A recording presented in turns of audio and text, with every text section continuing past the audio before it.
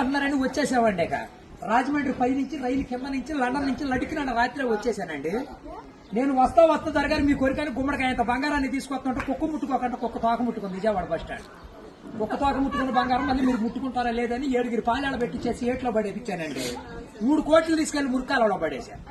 మా ఇంట్లో కోట్లు కుక్కలు తింటుంటాయండి, లక్షలు లక్కలు తినేస్తుంటాయి, ఎలుకలు తినేసి చిల్లర చీమలు తినేసేస్తాయి.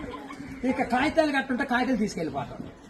మాకు పొయ్యిలో ఎండి ఇంట్లో బంగారం ఉందండి, కాకపోతే ఇంట్లో వాళ్ళు ఎసట్లో బియ్యం లేక ఎండిపోతున్నారు. గురుగారు మీకు ఏమన్నా డబ్బుకి కానీ ధాన్యానికి కానీ ఏమన్నా లోటుగా ఉంటే మాకు కౌరు చేయండి, మేము పంపించేస్తాం. మా అడ్రస్ మండలం మధ్య యాగారం, దాని పక్కనే ఉండదండి, మల్లెడికి పక్కన పిల్లడికి మా ఊరు. దానికి మా అడ్రస్ కి సాయంకాలం ఉత్తరం రాసేసి పోస్ట్ లో ఇంకొకంట పొయ్యిలో వేసేయండి.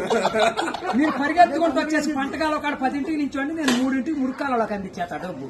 పగిలిపోయిన వాడి మీద వచ్చేస్తుంది 10 కోట్లు మరి డబ్బు. అక్కడ బుట్టతో తీసి తట్ట మీద ఆడబెట్టాం. అబ్బో మేము చదువులో కాడ బాగా పాస్ అయ్యామండి. నేను చదువు సంకల వరకు చదివానండి, గుడింతాలు గుండెల్లాగా వచ్చేసి పాఠాలు పాదాల వరకు వచ్చేస్తే ఇంగ్లీష్ ఈదులు అమ్మడ పరిగెట్టేసింది. చదువు ఎక్కువైపోయి అబ్బాయి గారి సంతకం పెడతాం మర్చిపోయాను. సోనియా గాంధీ గారి దగ్గరికి వెళ్ళి ఉద్యోగం అడిగానండి. రాత్రి రాజీవ్ గాంధీ గారు రాసిచ్చారు ఈ ఊళ్ళో ఉద్యోగం. ఎక్కడైతే సంతకాలు చేసే పని ఉండదు. ఈ ఊళ్ళో ఉద్యోగం రాసాక ఒక పని దొరికిందండి. ఈ మధ్యన ముసలి వాళ్ళంతా ఉండకూడదని పొద్దున్న మా డిపార్ట్మెంట్కి ఆర్డర్ వచ్చింది. ముసలి వాళ్ళు ఉన్న కాడి నుంచి అత్తాకోడళ్ళు పోట్లాడుకుంటున్నారు. అత్తలు అడుగులో పడిపోతుంది, కోళ్ళు వచ్చి గొంతులో పడిపోతుంది, మంచం ఎక్కేస్తుంటే అల్లుడు అడుగు మీద కూర్చోండి. అందుకని ముసలి వాళ్ళంతా తీసుకెళ్లి మెగాస్టార్ చిరంజీవి గారి దగ్గర చేర్పిస్తున్నాం.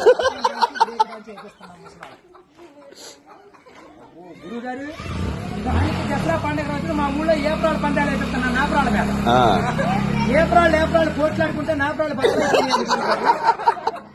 ఇప్పుడు సమరాత్రి గారు వెళ్ళి సౌండ్ చేస్తుంటే, మునసూపు గారు వెళ్ళి ముడేస్తుంటే, కర్ణం గారు వెళ్ళి కాగితాలు రాతుంటే, ప్రెసిడెంట్ గారు వెళ్ళి పెళ్లి చేసేస్తున్నారు.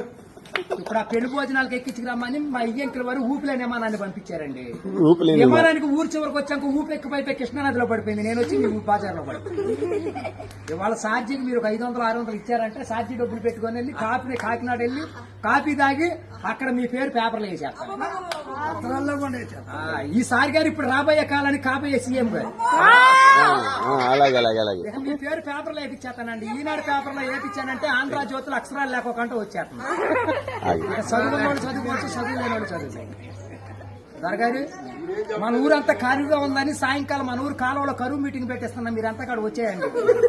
ఇప్పుడు కాలువలో కరువు మీటింగ్ పెట్టించి నూతులో టిక్కెట్లు ఇప్పించి ఏట్లో సినిమా చూపించి బుడమెట్లో చూపిస్తున్నా బుడకట్ట. అక్కడ నీటి మీద తామరాకులు వేసి తామరాకుల మీద కుర్చీలు వేసి కుర్చీల మీద కూర్చోబెట్టించి మనిషికి 50,000 లోన్ ఇప్పించారు. 50,000 లోన్ దొరగారు ఇప్పుడు మాకు 7 అంతస్తుల మేడ, 25 పాడిగేదలు, 10 మంది పాలేళ్లు, 7 దున్నపోతులు ఉంటాయండి మా ఇంట్లో.